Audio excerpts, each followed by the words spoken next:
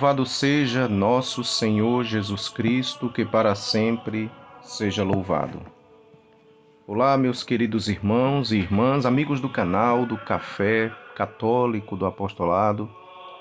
Tenhamos sempre os olhos fixos no Senhor. Sejam todos bem-vindos para mais uma meditação olhando a vida e lendo um pouco da vida de São Pedro e São Paulo, onde a Igreja, no dia 29 de junho, celebra a memória dos grandes apóstolos de Cristo, como vai dizer a belíssima antífona da missa do dia de São Pedro e São Paulo. Eis os santos que, vivendo neste mundo, plantaram a Igreja regando-a com seu sangue, beberam do cálice do Senhor e se tornaram amigos de Deus. Os grandes apóstolos Pedro e Paulo. Esta celebração, ela é antiquíssima, ela foi escrita no Santoral romano muito antes da festa da solenidade do Natal do Senhor. Já no século IV já se celebrava 3 missas em honra de São Pedro e São Paulo, uma em São Pedro no Vaticano, outra em São Paulo, fora dos muros, e a terceira missa nas catacumbas de São Sebastião, onde provavelmente estiveram escondidos por algum tempo os corpos dos 2 grandes apóstolos do Senhor. Primeiro, vamos ver Pedro. Pedro, também chamado de Simão, era um pescador de Betsaida, que mais tarde se estabelecera na cidade de Cafarnaum. Como está escrito no Evangelho de São Marcos, no capítulo 1, no versículo 21 e o versículo 29. Seu irmão chamava-se André, o que introduz Pedro entre os que seguem Jesus, o Messias. Mas Simão havia sido certamente preparado para este encontro por João Batista, o precursor, porque André era discípulo de João Batista. O Cristo lhe muda o nome e o chama de pedra, Quefá, para realizar em sua pessoa o tema da pedra fundamental. Simão Pedro é uma das primeiras testemunhas que vê o sepulcro vazio e merece uma especial aparição de Jesus ressuscitado. Isso, os discípulos de Emaús, quando encontram os apóstolos, quando retorna, é dito a eles, né? O Senhor apareceu a Pedro. Depois da ascensão, Pedro toma a direção da comunidade cristã. Isso é muito bem mostrado nos Atos dos Apóstolos, no capítulo 1, no capítulo 15, e enuncia o esquema da boa nova do Santo Evangelho. Pedro é o primeiro a tomar consciência da necessidade de abrir a Igreja aos pagãos. Recordem-se daquela visão que Pedro, aquela experiência em que Pedro está em jejum e tem a visão dos lençóis descendo com animais impuros. E Deus manda Pedro imolar e comer, e Pedro diz que não come nada de impuro, e o Senhor diz que não chames de impuro aquilo que eu purifiquei. Está em Atos capítulo 10. Então essa missão espiritual não livra o apóstolo da condição humana, nem das deficiências também do seu próprio temperamento. Paulo não hesita em contradizê-lo na famosa discussão que acontece em Antioquia, para convidá-lo a libertar-se das práticas judaicas. Parece de fato que neste ponto Pedro ele tenha tardado a abrir-se e tendesse a considerar os cristãos de origem pagã como uma comunidade inferior à dos cristãos de origem judaica. Vemos isso em Atos capítulo 6, versículo de 1 a 2. Quando Pedro vai a Roma, torna-se o apóstolo de todos.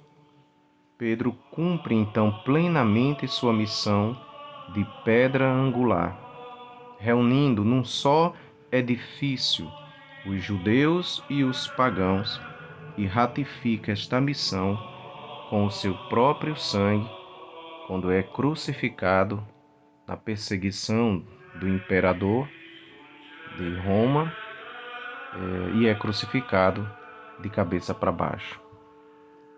E São Paulo? Depois da conversão de São Paulo na estrada de Damasco, Paulo percorre em 4 ou 5 viagens o Mediterrâneo. Faz a primeira viagem em companhia de Barnabé. Paulo, aquele que era o grande perseguidor dos cristãos, torna-se o apóstolo dos gentios. Paulo e Barnabé partem de Antioquia para na ilha de Chipre e depois percorrem a atual Turquia. Após aquele concílio dos apóstolos em Jerusalém, Paulo inicia uma segunda viagem, desta vez expressamente como convidado dos 12 apóstolos. Atravessa novamente a Turquia, evangeliza a Frígia e a Galácia, onde acaba adoecendo. Passa à Europa com Lucas e funda a comunidade de Filipos, naquela região da Grécia setentrional. Depois de um período de prisão, evangeliza a Grécia. Em Atenas, sua missão encontra nos filósofos um obstáculo. Em Corinto, funda a comunidade que lhe dá mais trabalho. Em seguida, Paulo volta a Antioquia. Em uma terceira viagem, que vemos nos Atos dos Apóstolos, capítulo 18, o leva às igrejas fundadas na atual Turquia, especialmente a Éfeso, depois a Grécia e a Corinto. De passagem, em Mileto, anuncia aos anciãos sua próxima provação. De fato, pouco tempo depois, sua volta a Jerusalém, Paulo é preso pelos hebreus e posto no cárcere. Estamos vendo aí, por volta dos Atos dos Apóstolos, no capítulo 21. Só que Paulo é cidadão romano e apela para Roma.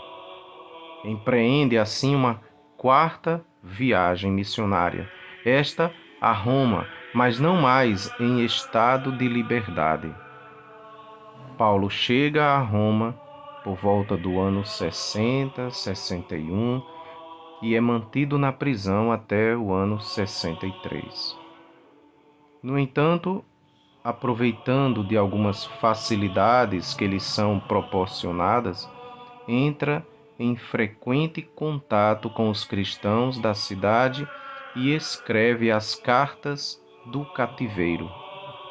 Libertado no ano 63, faz provavelmente uma última viagem à Espanha.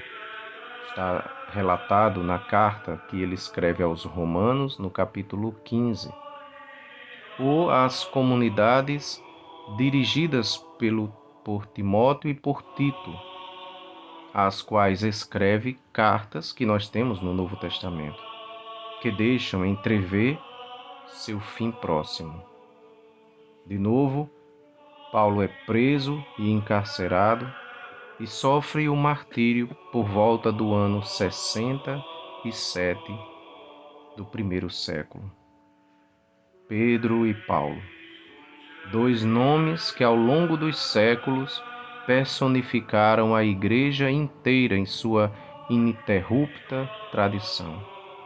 Aos dois primeiros mestres da fé chegou-se mesmo a confessar os pecados no Confiteor, reconhecendo neles a Igreja histórica. Para os orientais, também os dois irmãos significam todo o colégio apostólico como pedras fundamentais da fé. Ainda hoje, o Papa invoca a autoridade dos santos apóstolos Pedro e Paulo quando em seus atos oficiais quer referir a tradição à sua fonte, a palavra de Deus.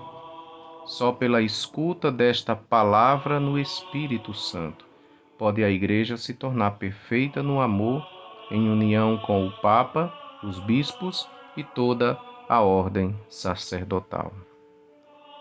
Que São Pedro e São Paulo interceda por nós. Rezemos pelo Santo Padre o Papa, que é sucessor do apóstolo São Pedro.